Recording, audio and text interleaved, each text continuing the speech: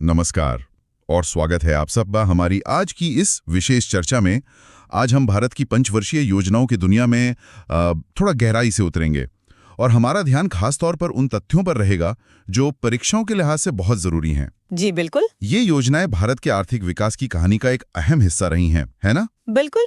देखिए, किसी भी देश को आगे बढ़ने के लिए एक दिशा, एक प्लान मतलब एक योजना की जरूरत तो होती ही है। खासकर जब संसाधन सीमित हों तो ये तय करना पड़ता है कि उन्हें कहाँ और कैसे लगाएं ताकि सबसे ज्यादा फायदा हो। ये योजनाएं इसी सोच का नतीजा थीं। तो चलिए सीधे मुद्दे पर आते हैं। ठीक है, तो सबसे पहले ये समझते हैं कि ये आर्थिक नियोजन या इकोनॉमिक प्लानिंग आखिर होता क्या है, मतलब आसान शब्दों में। हाँ, आसान शब्दों में कहें तो आर्थिक नियोजन का मतलब है कि सरकार पहले से तय करती है कि देश के पास जो भी साधन है, जैसे पैसा, लोग, प्राकृतिक संसाधन, उनका इस्तेमाल आने वाले सालों में कैसे किया जाएगा। अच्छा। कौन से लक्ष्य हासिल करने हैं, किस क्षेत्र को ज्यादा प्राथमिकता देनी है, कितना खर्च कहाँ करना है, ये सब पहले से सोच लेना ही नियोजन है। आप कह सकते हैं ये देश के विकास का एक खाका या रोड मैप बनाने जैसा है। ये विचार भारत में कहाँ से आया? क्या दुनिया में और भी देश ऐसा कर रहे थे उस समय? हाँ, ये दिलचस्प है। दुनिया में सबसे पहले बड़े पैमाने पर नियोजन का प्रयोग वो सोवियत रूस ने किया था, जोसेफ स्टालिन के दौर में। स्टालिन के दौर में? अच्छा जी। और भारत की बात करें तो यहाँ योजनाबद्ध तरीके से अर्थव्यवस्था चलाने का पहला जिक्र मिलता है एम विश्वेश्वरैया की किताब में। 1934 में आई थी planned economy for India. M Visvesvaraya, इन्हें भारतीय अर्थशास्त्र का जनक भी कहते हैं शायद। हाँ बिल्कुल, भारतीय अर्थशास्त्र और नियोजन का जनक भी कहा जाता है।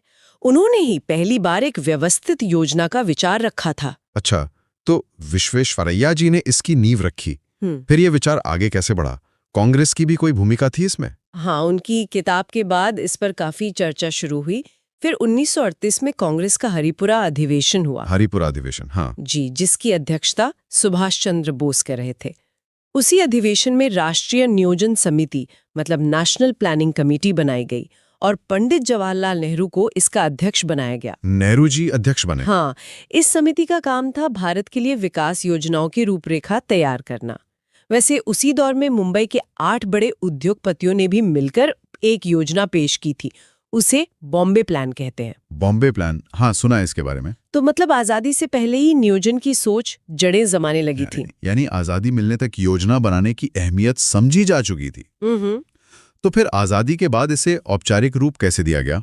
यहीं पर योजना आयोग की भूमिका आती है, सही कहा ना? एकदम सही पकड़ा आपने। आजादी के बाद ये महसूस किया गया कि भाई बिखरे हुए प्रयासों की जगह एक केंद्रीय संस्था होनी चाहिए जो पूरे देश के लिए योजनाएं बनाए और उनमें तालमेल रखे। हाँ बिल्कुल।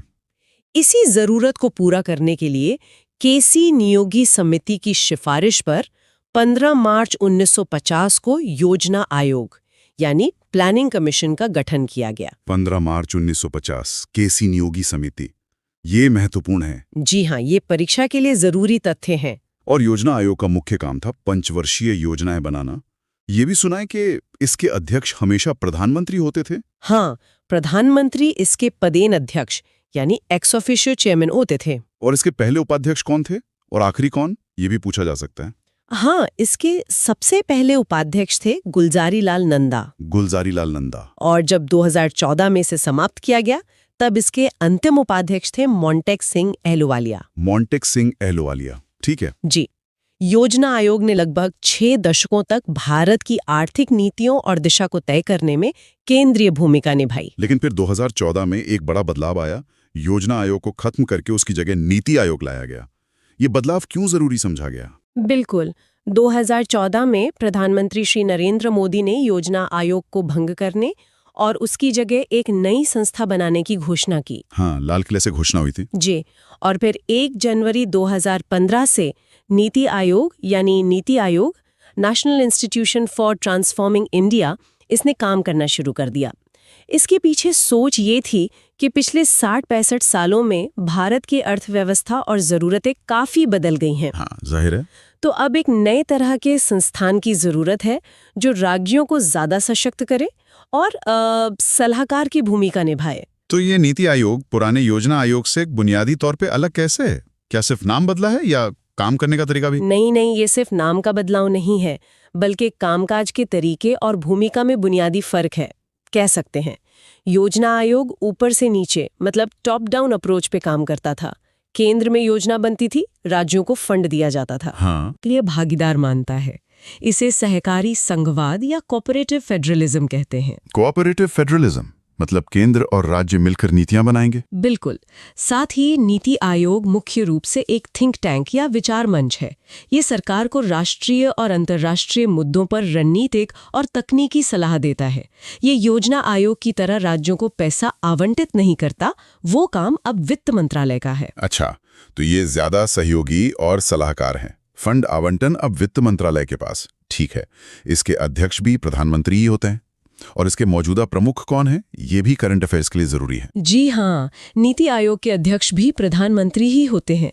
इसके पहले उपाध्यक्ष अरविंद पनगड़िया थे। अरविंद पनगड़िया? जी, और वर्तमान में हमारी रिकॉर्डिंग के समय इसके उपाध्यक्ष सुमन बेरी हैं। सुमन बेरी। और मुख्य कार्यकारी अधिकारी यानी सीईओ श्री बीवीआर सुब्रमण्यम है। Shri BVR Subrahmanyam, CEO.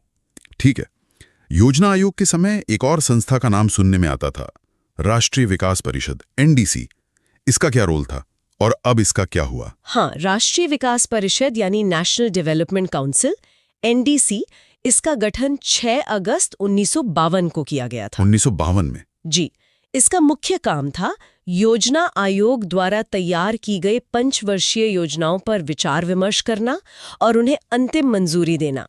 इसमें केंद्र सरकार के मंत्री, सभी राज्यों के मुख्यमंत्री और केंद्र शासित प्रदेशों के प्रशासक शामिल होते थे। ये एक तरह से योजना पर राष्ट्रीय सहमति बनाने का मंच था। तो क्या नीति आयोग के आने के बाद एनडीसी की जरूरत खत्म हो गई? व्यवहारिक तौर पर हाँ, ऐसा ही लगता है। नीति आयोग की अपनी एक गवर्निंग काउंसिल है जिसमें सभी मुख्यमंत्री और उपराज्यपाल प्रशासक शामिल हैं। अच्छा, उसी में सब आ जाते हैं। हाँ, तो नीतियां बनाने और उन पर सहमति बनाने का काम अब इसी काउंसिल के जरिए हो जाता है। इसलिए एनडीसी की अलग से बैठकें अब नहीं होती, उसकी भूमिका लगभग समाप्त हो गई है, कह सकते हैं। एक बहुत जरूरी सवाल जो अक्सर परीक्षाओं में आता है, क्या ये तीनों संस्थाएं, योजना आयोग, नीति आयोग और एनडीसी, संवैधानिक निकाय हैं? मतलब क्या इनका जिक्र संविधान में है? नहीं, और ये एक बेहद महत्वपूर्ण बात है, इसे जरूर याद रखना चाहिए। हाँ, बताइए। ये तीनों ही गैर संवैधानिक या संवैधानेतर निकाय हैं, नॉन कॉन्स्टिट्यूशनल या एक्स्ट्रा कॉन्स्टिट्यूशनल बॉडीज। गैर संवैधानिक? जी। इनका गठन संसद के कानून द्वारा नहीं, बल्कि सरकार के कार्यकारी प्रस्ताव यानी एग्जीक्यूटिव रेजोल्यूशन द्वारा किया गया।